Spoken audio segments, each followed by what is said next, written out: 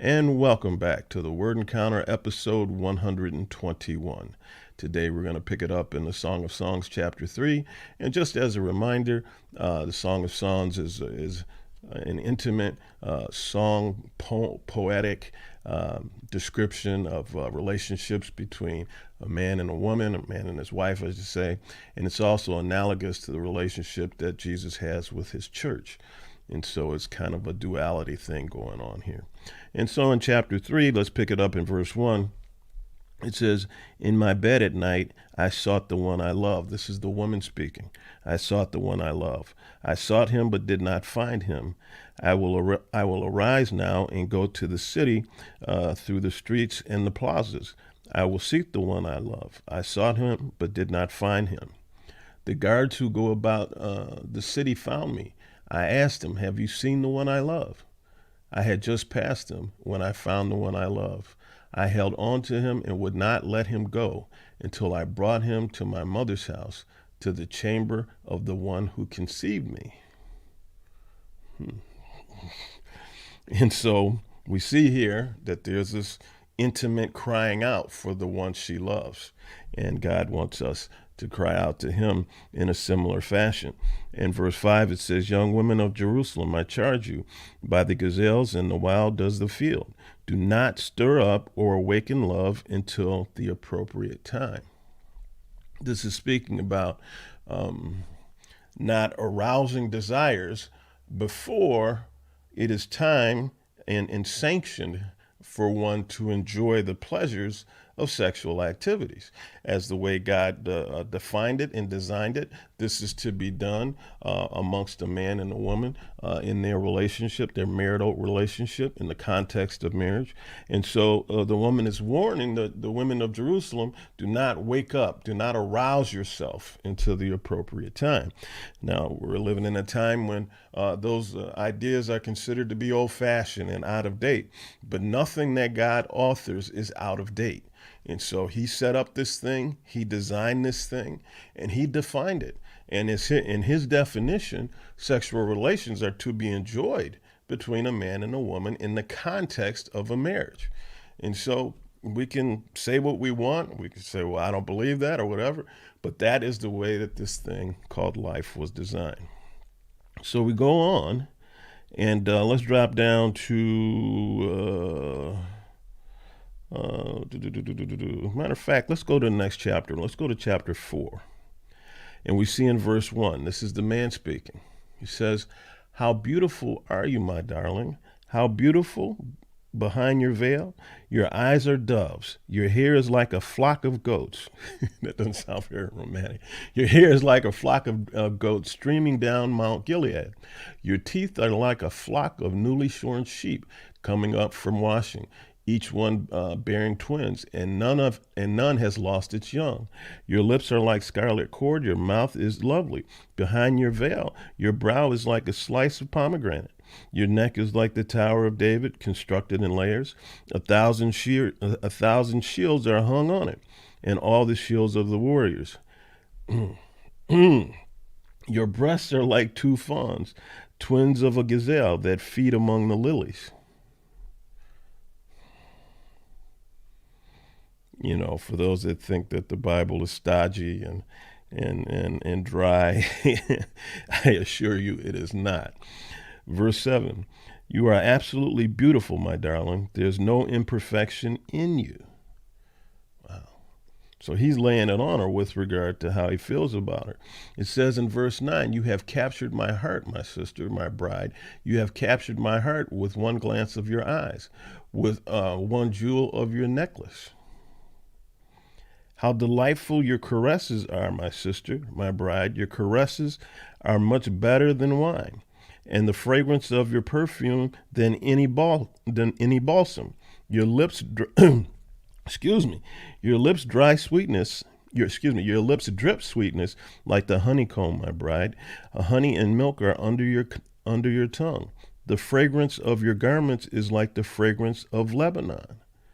Apparently, there are a lot of nice aromas and spices coming out of Lebanon.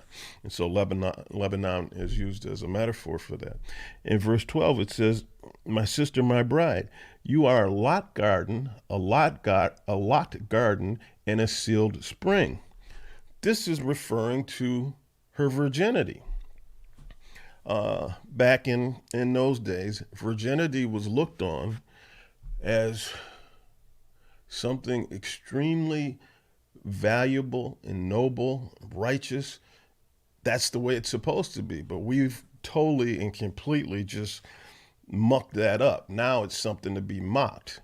See, and when you're mocking that, you're actually mocking God, in my opinion. But anyway, in verse 13, it says, your branches are a paradise of pomegranates with choicest fruits, henna and nard and saffron, calamus and cinnamon, with all the trees of frankincense, myrrh and aloes, with all the best spices.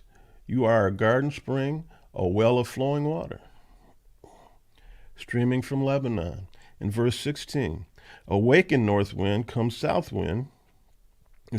Awaken north wind, come south wind, blow on my garden and spread the fragrance of its spices. Let my love come to his garden and eat its choicest fruits. Ooh.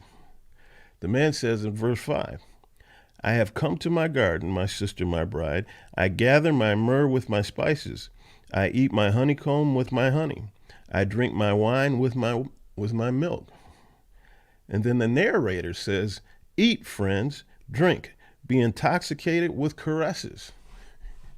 And so we see here that the man and the woman are now consummating their marriage. And so the narrator is essentially saying, okay, now is the time. Go for what you know. And so the woman says in verse 2, I was sleeping, but my heart was awake. A sound, my love was knocking. The man says, open to me, my sister, my darling, my dove, my perfect one, for my head is drenched with dew, my hair with droplets of the night. The woman says in verse 3, I have taken off my clothing. How can I put it back on? I have washed my feet. How can I get them dirty? Verse 4, my love thrust his hand through the opening. Ooh. And my feelings were stirred for him. In verse 5, I rose to open for my love. My hands dripped with myrrh. My fingers with flowing myrrh, and the handles on the handles of the bolt. I opened to my love, but my love had turned and gone away. My heart sank because he had left. I sought him, but did not find him. I called him, but he did not answer. The guards who go about the city found me. They beat and wounded me. They took my cloak from me. The guardians of the walls, young women of Jerusalem, I charge you, if you find my love, tell him I am lovesick. So we have to remember here with regard to the analogy, right? So the man is representative of God. The woman is representative of the church, those that believe in Jesus. And so we see here that the church is essentially looking for God. Saying, have you seen him? Do you know where he is? And it says the young women of Jerusalem respond with this in verse 9. What makes the one you love better than another? And when I read this, to me, this means what makes you think your God is better than others? So it says, what makes the one you love better than another, most beautiful of women? What makes him better than another, that you could give us this charge? And so when I read that, I say, well, it sounds like saying, what or why do you think your God is better than other gods? Why would you tell us to look for your God? The woman says in verse 10, starting in verse 10, my love is fit and strong, notable among 10,000. His head is pure as gold. His hair is wavy and black as a raven. His eyes are like doves beside flowing streams, washed in milk and set like jewels. His cheeks are like beds of spice, mounds of perfume. His lips are lilies dripping with flowing myrrh. His arms are rods of gold, set in beryl. His body is an ivory panel covered with lapis lazuli. His legs are alabaster pillars, set on pedestals of pure gold. His presence is like Lebanon, as majestic as the cedars. His mouth is sweetness. He is absolutely desirable. This is my love, and this is my friend, young women of Jerusalem. Wow. This is my love, and this is my friend. See, it's more than just went beyond just a romantic relationship, just a romantic type analogy. This is my friend. I have more than just these carnal sexual desires for my love. This is my friend. I love more about God than what he can just do for me. This is my friend. See, when we look at God, what do we see? Do we see a father-like figure? Do we see one who guides us, one who cares for us, one who has our best interests at heart? Or do we just look at him as the genie in a bottle, God that can give me stuff, give me my desires. This is what I want, God. I'm turning to you because this is what I want. So how do we look at God? How do we view God? From what perspective do we see him? Is he our friend? Do we feel that he's someone that cares about us? Or do we just look to him to give us stuff?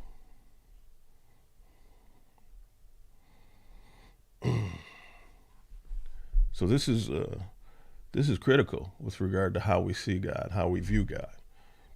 Because how we see and we view him is going to dictate how we react with him, what we expect from him.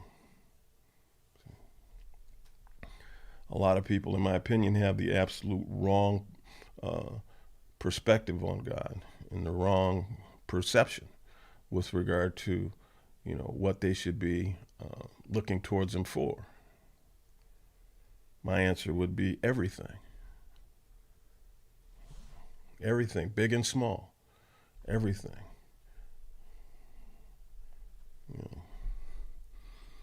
We think we are, but we are not constructed. We were not designed. We were not built to be our own masters. Was the saying go, masters of our own fate, captors of our own soul. No.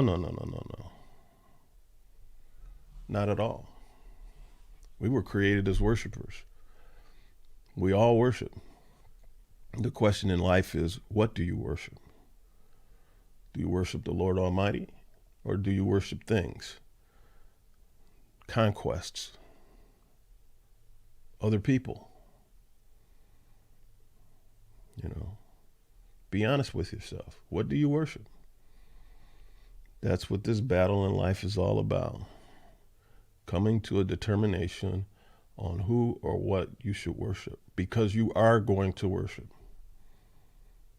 And the decision is yours, because that's how we were created. We were created with free will. And the Lord wants us to choose him. He doesn't force anybody. It's a free will choice. And with that, we'll see you tomorrow.